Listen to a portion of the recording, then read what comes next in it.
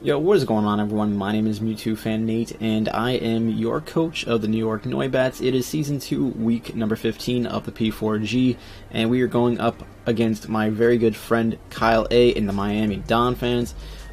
Great name, by the way, and I really recommend that you guys go check him out. He's probably my best friend on the internet, the best friend that I have made on the internet, I would say. Really cool dude. Love him to death. He's the Brody. Now, this week, it is the last week of the P4G, and it is kind of make it or break it for almost half of like the entire I don't know, like for half the teams. I don't know how I'm trying to say this. There's about 5 people with 7-7 records, and it could go either way on who goes to playoffs. So this game is pretty important, and it's something that I think we have a decent matchup with. So if you guys don't know how I like to do my team builders, pretty much what we do is we throw up the mons that we both drafted. We talk a little bit about team matchup, and then we go into the sets. So if you guys aren't familiar with my team by now, we have Typhlosion, Licky, Crobat, Mesprit, Raikou, Hariyama, Blastoise, Tapu Bulu, Mega Scizor, Piloswine, and the Hydreigon. Kyle, he has a team of Dugtrio, Mega Absol, Scolipede, Latios, Heliolisk, Alolan Ninetales, Suicune, Hitmontop, Porygon 2, Rampardos, and Alolan Marowak. So that is from his fastest mon to his slowest mon. That is the order I put him in. His Z move users are Dugtrio, which can use any Z move, Scolipede, and Latios as his offensive Z move users. And that pretty much wraps that part up. So first thing I noticed about his team is that he has like nice speed tiers. Starting off at 120, then he has Mega Absol at 115, Scolipede at 112, Latios at 110, and then Heliolisk and Alolan Ninetales at 109. So half of his team is very fast. Then he has some like really fat walls with like Suicune and Porygon 2. He has hazard options with Alolan Marowak, Rampardos, Dugtrio with Stealth Rocks, and then Scolipede with like spikes and toxic spikes. He has the hazard removing options with Latios with Defog, and then kind of Mega Absol with like Magic Bounce, so you can bounce back hazards. He has an Aurora Veil option with the Alolan Ninetales, and he also has some like really nice synergy with his mons. Like he has Suicune, which does not like to take the electric type moves, and is also weak to grass type moves. And then he has like a Alolan Marowak, which gets Lightning Rod and is resist those grass type moves. So he has some like really good synergy with like some of his mons, like a pretty decent core. Now as far as like my like matchup against him, Mega Scizor is amazing against him. If I can get rid of his Suicune, as soon as that thing drops, Mega Scizor can have a lot of fun. He has no real Bulu switch in, and Crobat outspeeds like the entirety of his team. So with that being said, I think I'm gonna use those 3 things to kind of help me win this game.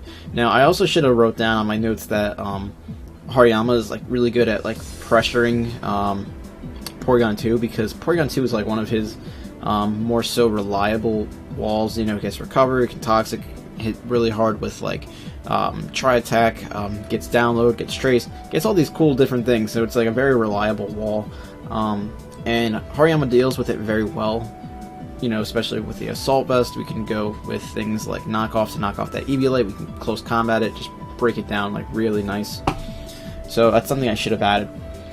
And with that being said, we will go into the sets now. As I mentioned before, my Tapu Bulu just kind of he doesn't have a real switch into it. Like the only thing that could really switch into a Wood Hammer would be Scolipede, but that's kind of frail, so it doesn't appreciate it.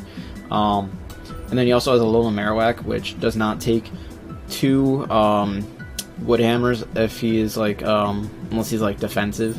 But we can also just click Z Wood Hammer and just completely destroy its like life.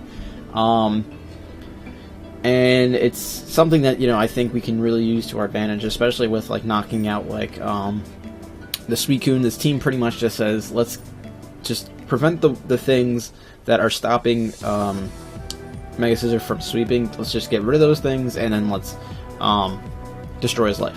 So pretty much what we have is our Tapu Bulu just smack around that that Suicune. Then we have Substitute on this thing because we want to force like his walls out, like the Porygon 2, because that Porygon 2 does not want to take a Wood Hammer. It gets to a KO'd by it, and it also dies to like Z Wood Hammer. So he'll probably have to try to switch out into like a Alolan Marowak or something like that, trying to eat the hit. So we can go for a Substitute. Then we can click Rock Tomb, slow it down even more, and then just follow it up with a Z Wood Hammer, or just a Wood Hammer in general, depending on what spread I find out he's rocking after the damage. After the damage that he takes. So we have the Horn Leech there, just to get a little bit of recovery because we are using Substitute, and we want to get some health back. It's also like a decent move to click. If we just if we're facing off against the Suicune and we can kill it from the range that it's at, we don't have to click Wood Hammer. We can get that health back. So pretty much we just have enough speed to outspeed a Rampardos that is Jolly Max speed. We do have to watch out for Rampardos. It does get Sheer Force and like Flamethrower and Fire Blast, so we want to make sure that we can deal with it correctly. We don't want to mess around with that thing because it does get some really good coverage. The next mon that we have is also just going to help us kill the Suicune. Now we do have Shed Shell Raikou because he does have the Doug Trio, and we don't want to be trapped because we don't want to lose one of those things that can help me beat the Suicune. So we have Hidden Power Ice, so we can hit the Doug Trio if you're predicting it to switch in. We have Psych Up on here because we don't really need any other coverage moves for his team. So Psych Up if he wants to bring Crocoon, so we can Psych Up some of those like Calm Minds or whatever he wants to go for. We have the Thunderbolt just because it is generally good against his team, and then we have Shadow Ball because it does hit those things that resist the Thunderbolt. So like Alolan Marowak does it can eat up a Thunderbolt and get the Lightning Rod boost, but it does not want to take a Shadow Ball. The Latios, it can eat up a Thunderbolt pretty well, but it does not want to take that Shadow Ball. So you get what I'm saying. The only thing that this does get kind of shut down by is a Heliolisk, but that's okay. Like, it's not really the biggest deal in the world because Heliolisk can't really do too much to the Hariyama, and we should be able to switch into that just fine because of like how bulky Hariyama is. We just have enough speed to outspeed like the next fastest thing on his on the team. I don't really need to run. I mean, I could run max speed to try to speed tie with the Mega Absol, but it's not like it's not really that big of a deal, So pretty much we will outspeed the Scolipede. We outspeed the Latios, the Heliolisk, that kind of thing. So that's pretty good.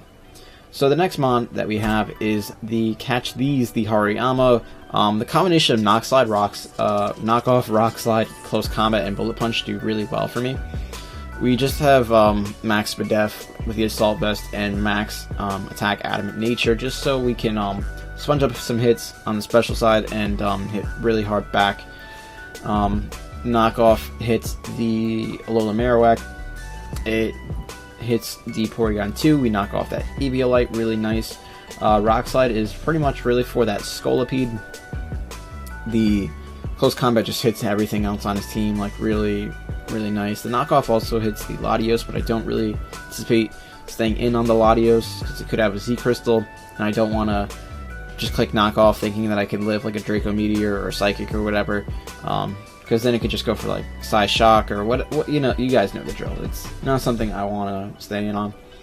Latios could be a potential issue for the team, but it's not like it's not the biggest of deals in the world. Bullet Punch is just because we want to get that little bit of priority chip on some things. Like, it's really nice for that Alolan Ninetales.